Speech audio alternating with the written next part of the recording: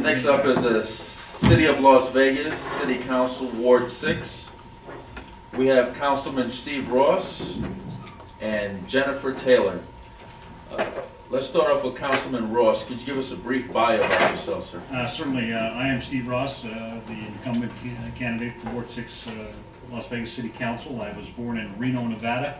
My family moved here in 1972. I am a product of this city.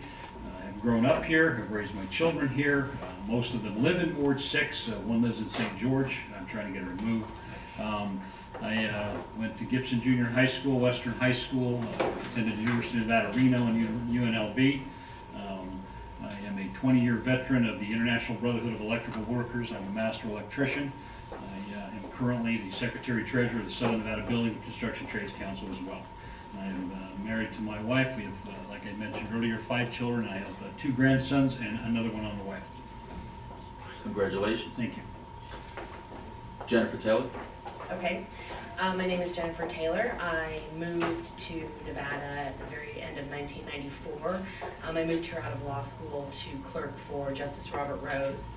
I come from a family of veterans on my mom's side and people interested in social justice on my dad's side. My father was a civil rights attorney, and then he became a law school dean, and he committed his career in legal administration to ensuring that legal education was open to everybody, not just the privileged and the wealthy.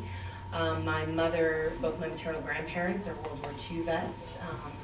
My grandfather was a brigadier general in the Army. My grandmother was originally outranked him when he joined, and they met when they were getting ready to ship off overseas, and she was an Army nurse. They grew up in Tulsa. My mom grew up in Tulsa. I watched my grandparents be involved in the military community.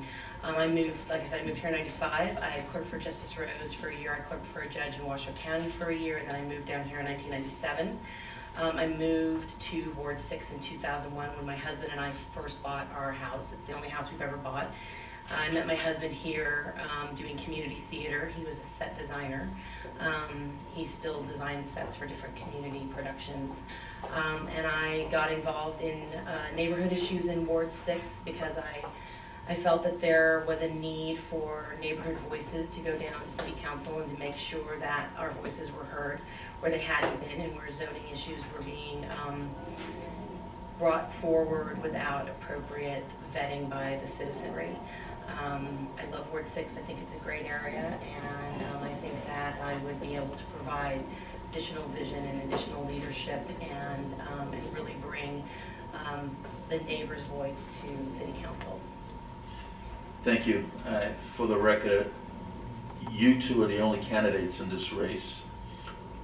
Scott Anderson was a candidate and he withdrew his name out the race, so Ward 6 is going to be represented for the next 4 years by either you, Jennifer Taylor, or you, Councilman Steve Ross.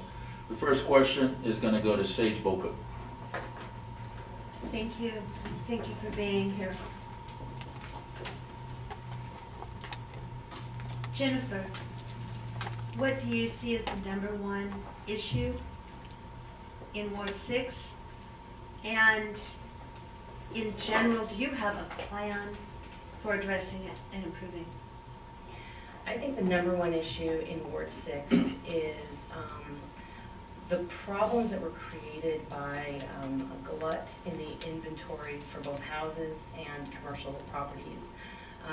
Ward 6 has some of the highest foreclosure rates in the state and one of the highest foreclosure zip codes in the entire country. Every day I watch, especially in my area of the ward, which is the far northwest corner, I watch businesses vacate their commercial locations. I know that it's been really tough because businesses that came to move up to Ward 6 to provide jobs and to provide quality of life aren't able to make it because of the complete cycle of people not being able to afford their homes, people losing their jobs, people not being able to afford to spend. And I think that that's the #1 problem, followed then by some of the crime that's resulted because of growth issues, abandonment issues, foreclosure issues. I have a plan to be able to go in and partner with different community organizations, different neighborhood groups to be able to deal with some of the foreclosure problems, such as property value issues, dead plants, broken windows, homes being used inappropriately when they've been abandoned. I would like to look at some of the stimulus dollars that are coming in and see what we can use those for and how we can partner with different existing groups such as the trades to see if some of the, for example, big box stores could be converted into training centers instead of just being abandoned like the Circuit City and Centennial Center. I want to really reach out to all the different organizations, public, private, community, and we all need to sort of stand together and wrap our heads around what we can do to get the houses stabilized, protect our property values, protect our quality of lives, and bring businesses back into this increasing area of abandonment. Don Wilbur. Yes, sir. This question is for you, Mr. Ross. Being that you're on the board, I talked a little bit earlier about tax abatement and tax deferment. There was a piece of property that was downtown that actually was sold for around $25 million when it was appraised for over $50 million. And I believe the P&Z board had even recommended that the council not take that bid.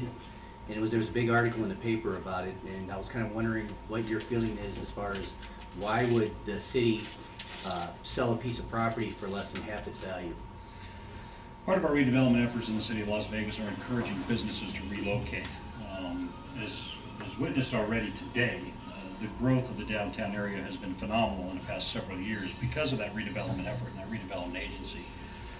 It is an incentive, truly, to encourage people to relocate from other parts of the country to do business in the downtown area.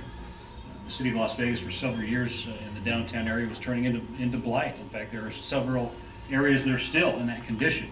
And we are evaluating those areas right now to encourage growth and development, to encourage jobs, to encourage economy, so to speak.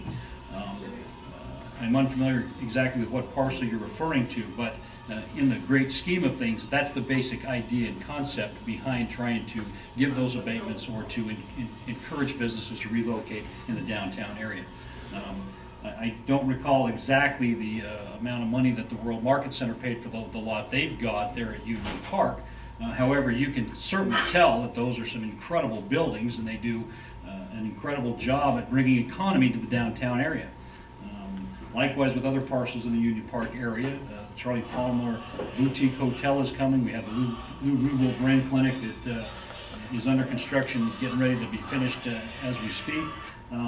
There are wonderful things happening in the downtown area. The abatements come by encouraging growth and development. That's what that's all about.